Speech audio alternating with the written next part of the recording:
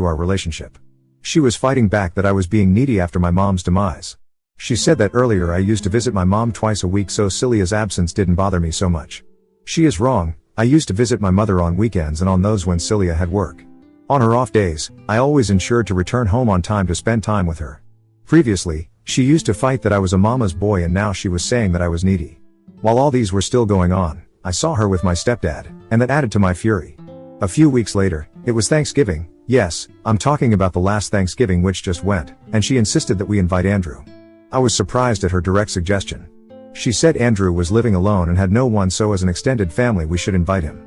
I told her that she never invited them when my mom was alive and she was like yeah because they had each other to celebrate the evening and now that poor old man was alone. Ultimately, I gave in. I actually wanted to see how they behaved in front of me. I won't say they were normal because now that I know the truth. But they didn't do anything which would have caused suspicion if I didn't know the truth. I was silent for most of the time. I was never fond of him and my suspicions about him made me resent his presence. I felt he also understood that I did not like it. Overall it was an awkward dinner with both of us eating silently and Celia trying to break the silence with some stupid topic only to get a fake smile from both of us. It was getting very difficult for me to live with a heavy heart so I decided to chalk a plan. I thought of checking her phone but that didn't work because her phone was locked and I didn't want to get into the details of asking for the password and all because she would get alert. So I came up with another plan.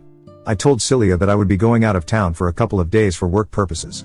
On the supposed day, I left home early and went to my office normally. But before that, I had planted a GPS device in Celia's car, and I was tracking it remotely. Just before the afternoon, she drove to Andrew's place. I wanted to catch her red-handed but I was worried that what if I showed up and they were just sitting and chatting. It would be like making a fool of myself. So, I asked my friend, Keith, for help. I told him about my suspicions and requested him to visit Andrew. It was a very safe plan.